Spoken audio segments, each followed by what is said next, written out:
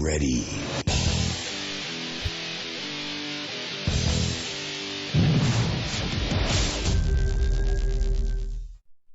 Welcome back to another edition of the Steeler Cop Podcast, where we, of course, talk about the Pittsburgh Steelers.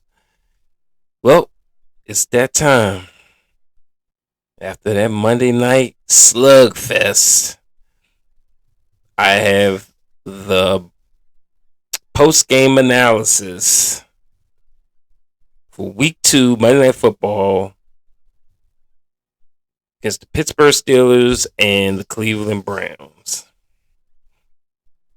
But before we get started, stay tuned to the end of the video where I will announce the Bama of the Week. Remember, every week we having the Bama of the Week. Let's see who's going to be at the end of this video. But anyway, we're going to give grades on all three teams: offense, special teams, and defense. So we're going to start off with the offense.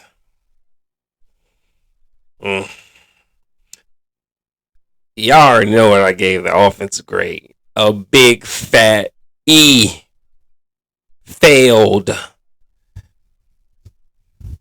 And we all know the biggest reasons. You heard it. You heard it all week. You know what's going on. Man, all week since last year. It's been the Matt Canada issue. He's one of the biggest reasons why the offense got a big fat E. Did y'all hear the crowd booing him? Oh man, I gotta find the audio on that.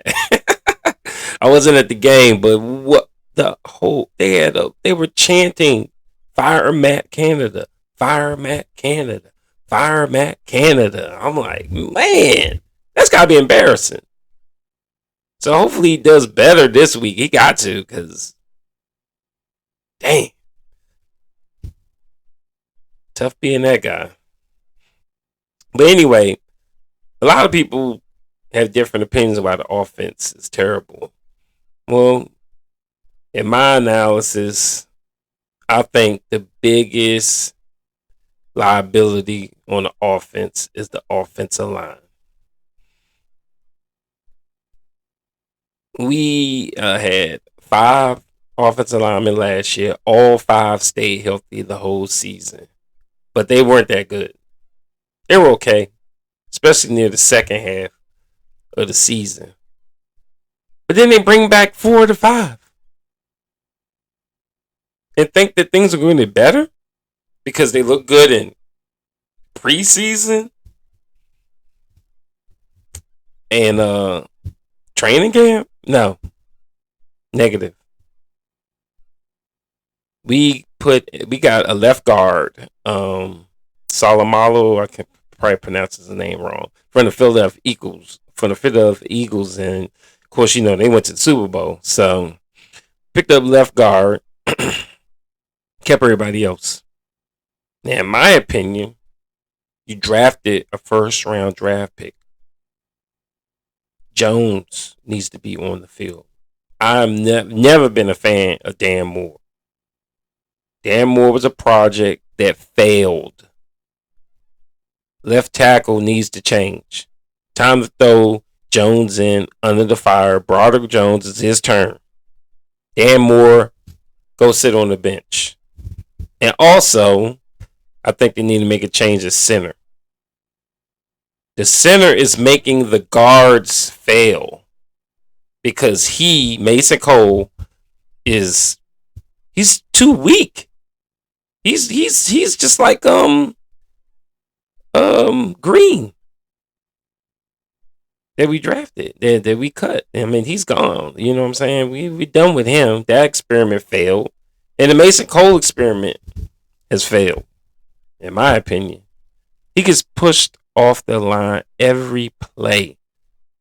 Najee can't run to the outside. He has to run up the hole. The hole's never open. And you bring back the same people? No. That's gotta change. Hopefully they will address that very soon.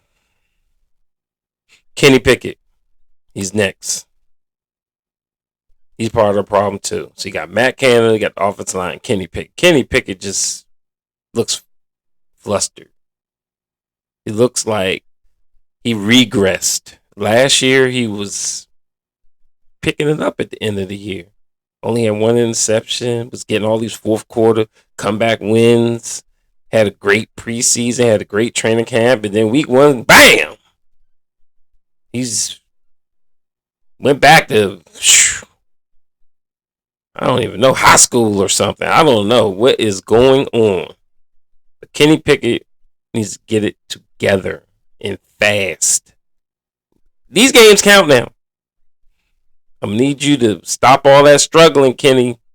And let's go back to Matt Canada on that, because you gotta give the offensive line, Kenny, all the offensive players, plays that work. Give them those plays. Even if they're repetitive, at least, say, hey, can you beat us man to man with these great plays that we're good at? It's like in training camp, they're doing 7 shots. Offense was getting on the defense with the plays that they like. They was getting them. Matt Canada got to simplify stuff to the point. Well, I ain't going to say simplify, but he needs to focus on not what his agenda, which is terrible, and focus on what works for the players. Anyway, this is last year anyway, so hopefully they don't resign him. If they resign him, I don't know what's going on then with the organization. Running game is struggling. Embarrassing. We got 2 dogs, but they can't get past the picket fence. They can't get past it. That offensive line ain't opening no holes. They trapped in. They trapped in. We need to open up them holes, let the dogs out. You know what I'm saying? Damn. We got to get it going. Where my dog voice at? I got a dog voice, I think. Oh, let me see. Yeah, one of those things. Anyway, under Matt Canada, look at these stats. Points per game. He's been here. He's had 36 games. So 2 seasons, 2 17-game seasons, and the 2 games this year. So 36 games. The team averages on offense 19 points a game. That is 26th in the league under his tenure. There's only 32 teams. Total yards per game, which I can't believe this, 315 for Matt Canada's career. The average. That's 26th in the league. Yards per play, 4.9. That's 31st in the league out of 32 teams. Big plays, had 190 of them in his tenure. 29th in the league. Offensive TDs, 63 since he's been here. That's 31st in the league out of 32 teams. He got to go.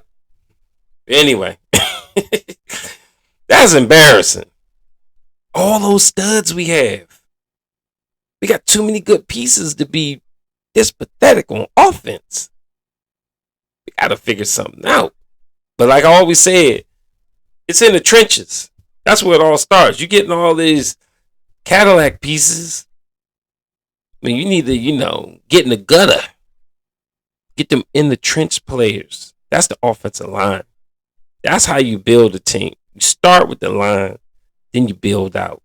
Because as you can see, your offensive line can make a good offensive line can make anybody look good. For instance, let's say the Mr. Irrelevant, Brock Purdy. He looks good because he got an offensive line that's really good. Pass blocking and run blocking.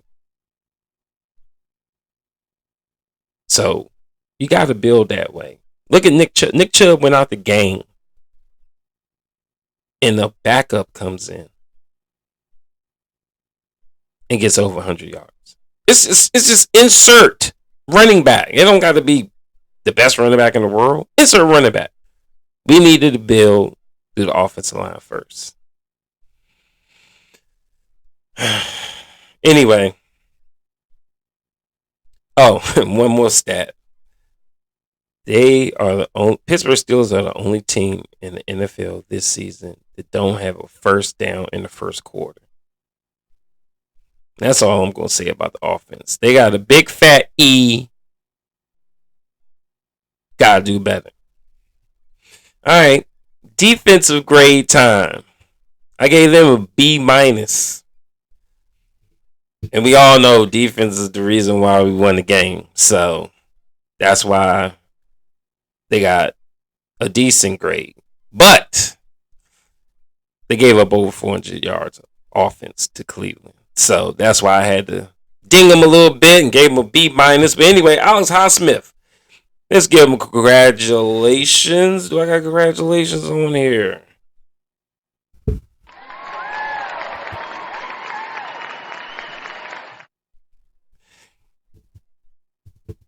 Alex Highsmith is the AFC Defensive Player of the Week. He had a career game on Monday Night Football. And he's worth the contract extension that we gave him. His stats here, I got him having 5 solo tackles, 2 assists, that's 7 total tackles, 1 sack, 1 interception return for 30-yard touchdown, 1 pass defense. The dude was all over the place. TJ Watt, he gonna be Defensive Player of the Year. He got another sack, and now he's past my man Debo James Harrison for all-time sack leader of the Pittsburgh Steelers. Congratulations, TJ Watt.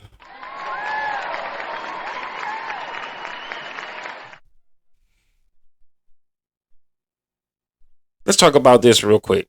So I put in a podcast. Posted something earlier this week about the PFF, Pro Football Focus, dissing Alex Highsmith and TJ Watt. They gave Myles Garrett, we had 1 solo tackle, a higher grade than Alex Highsmith and TJ Watt. Now, Myles Garrett, he had a lot of pressures. He ain't get no sacks. Got no stats. I go on to Pro Football Focus today because they talked about it. And they want to clown me talking about I don't know what I'm talking about because it's not just about sacks and interceptions for touchdowns and all the forced fumbles. It's about pressures and how many times you affected a play. That's what we grade on. So I don't even pay attention. I'm not paying attention to the PFF anymore if they grading like that. It's just, it doesn't make sense. My man Alex Highsmith had a career game, sorry. And Myles Garrett got graded higher than him. With that big fat L he had on his head. Come on. This is what I'm talking about. Pittsburgh Steelers don't get no respect. We gotta do better though. So anyway, those right there were the outside linebackers. So basically, I give them an A plus for what they did. But the whole defense grade B minus. The D line was okay. Larry O, being injured, he stepped up. He did what he was supposed to do. He filled in for Cam. He got a sack. But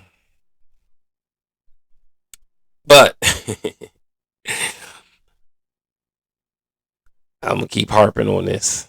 Martavius Adams and Isaiah Loudermilk were terrible as nose tackles. They cannot be nose tackles because we are horrible stopping the run because we don't have no real nose tackle.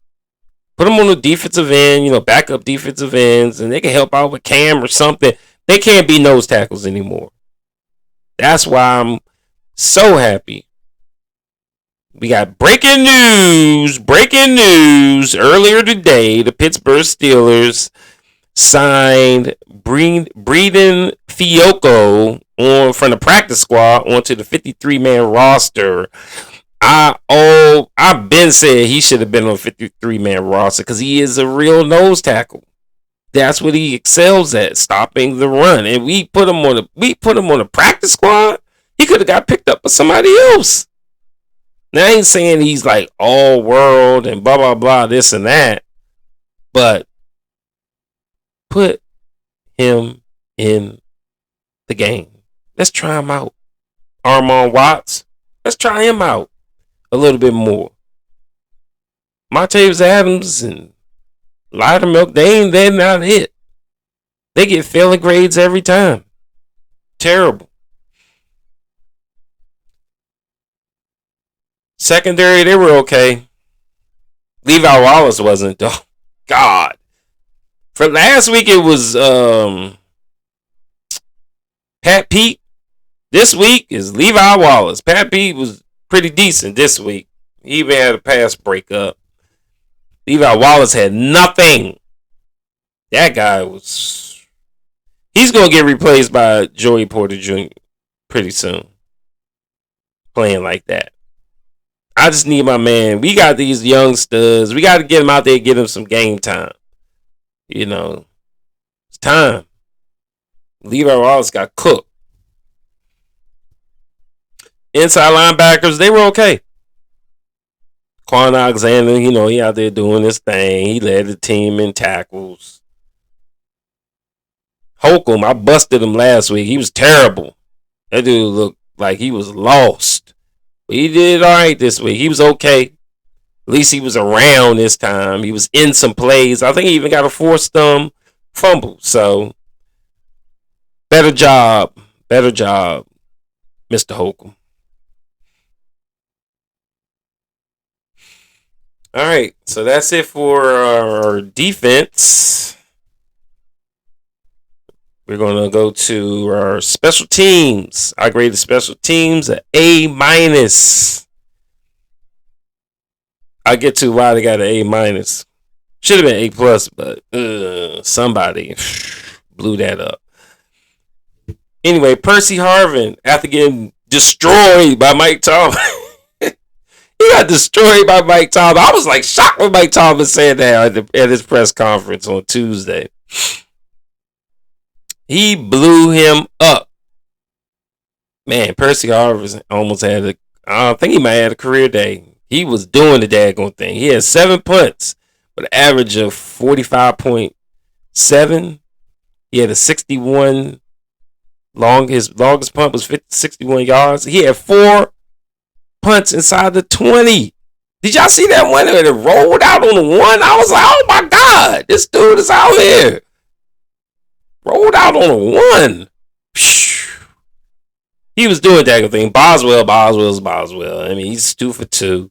His longest was 52 yards. He's a stud kicker. You know what I'm saying? He do what he do. But let's talk about the failure on special teams. It was the boneheaded play by Gunnar Olszewski or whatever his name is. It don't matter. He need to go. I was sitting there watching that and I was like, what is he doing? It's going out of bounds and he's trying to catch it. I didn't get it. I was like, don't catch it, fool. We'll be on the 40. Let it go out of bounds, you dumb. Oh my God. He caught it. It then walked out of bounds.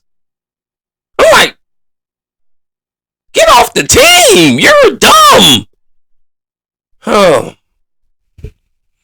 Anyway. And while we on Gunner, let's talk about that pass where he got pop. And then I don't know. Some people, I think when they know they fumbled the ball, they just want to bowl like, I fumbled it because I was injured and I'm concussed and your feelings are hurting. That's the only thing hurting on you is your feelings. You got popped. Mike Tomlin you should be on the bench just like last year when you muffed 2 punts. Yeah, you need to be on the bench. We don't need you. Okay? We need to sign somebody before we put you in the game. Sorry to be so harsh, Steeler Nation, but not a fan of Gunner.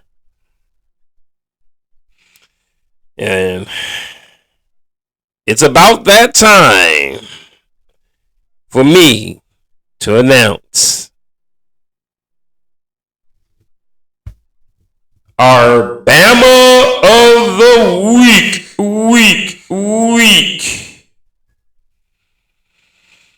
Well, I wasn't too negative this game. For this game as I was that 49ers game.